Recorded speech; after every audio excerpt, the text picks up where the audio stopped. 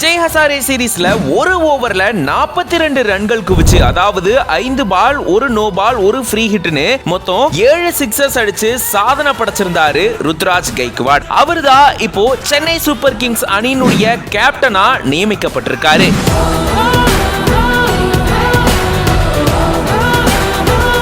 இது மட்டும் இல்ல, ரசிகர்களை பல அபார சாதனைகளால ஆச்சரியத்துல ஆழ்த்தினவர் தான் இந்த ருத்ராஜ். அப்படிப்பட்ட ஒருத்தர் தான் இப்போ நம்ம சிஎஸ்கேவினுடைய கேப்டனா நியமிக்கப்பட்டிருக்காரு. யார் இந்த ருத்ராஜ்? வாங்க டீட்டெயிலா இந்த வீடியோல பார்க்கலாம்.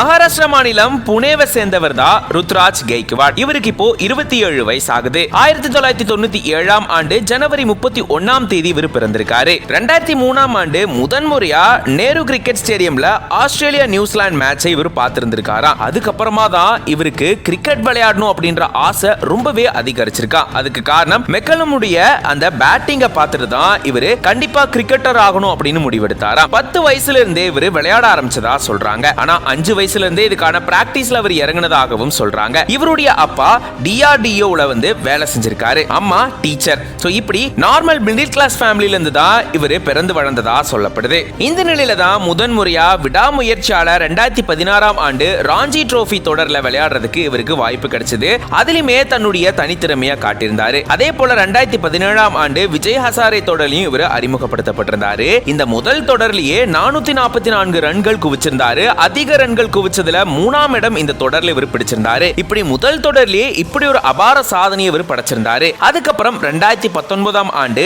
ஐபிஎல்ல சென்னை அணிக்காக இவர் தேர்வு செய்யப்பட்டிருந்தாரு. இதுதான் இவருடைய வாழ்க்கையில மிகப்பெரிய திருப்பு முனையா அமைஞ்சது. முதல்ல இந்த ஒரு செய்தியை இவருடைய அப்பா அம்மா நம்பவே இல்லையா. வீட்டுக்கு தன்னுடைய நண்பர்கள் கேக் எடுத்துட்டு வந்ததுக்கு அப்புறமா தான் இவங்களுடைய அப்பா அம்மா நம்பினாங்களாம். அந்த அளவுக்கு நம்ப முடியாத ஒரு நிகழ்வா இது இருக்கு அப்படின்ற மாதிரியும் சொல்லியிருந்திருக்காரு. 2019ல இவர் சிஎஸ்கேக்காக தேர்வு செய்யப்பட்டிருந்தாலும் 2021ல தான் இவருக்கு விளையாடுறதுக்கு வாய்ப்பு கிடைச்சது. அந்த முதல் தொடர்லயே இவர் 635 ரன்கள் குவிச்சு ஆரஞ்சு தொப்பியை பெற்றிருந்தாரு. இப்படி முதல் மேட்ச்லயே இவர் அபார சாதனையை படைச்சிருந்தாரு. இப்போ கடந்த ஆண்டு நடந்த விஜய் ஹசாரே தொடர்லயும் பாத்தீங்கன்னா ஒரு ஓவர்ல 42 ரன்கள் குவிச்சிருந்தாரு. அதாவது 5 பால் சிக்ஸர் அடிச்சிருந்திருக்காரு, ஒரு நோ பால்லையும் சிக்ஸர் அடிச்சிருந்திருக்காரு. அதுக்காக ஒரு ஃப்ரீ ஹிட் கொடுத்திருக்காங்க, அதுலயும் சிக்ஸர் அடிச்சிருக்காரு. இப்படி ஒரு ஓவர்ல 7 சிக்ஸர் 42 ரன்கள் குவிச்சு அப்படி ஒரு சாதனையை படைச்சிருந்திருக்காரு. அது மட்டும் இல்லாம இப்போ சமீபத்தில் நடந்த இந்த ஆஸ்திரேலியா இந்தியா T20 தொடர்லயும் பாத்தீங்கன்னா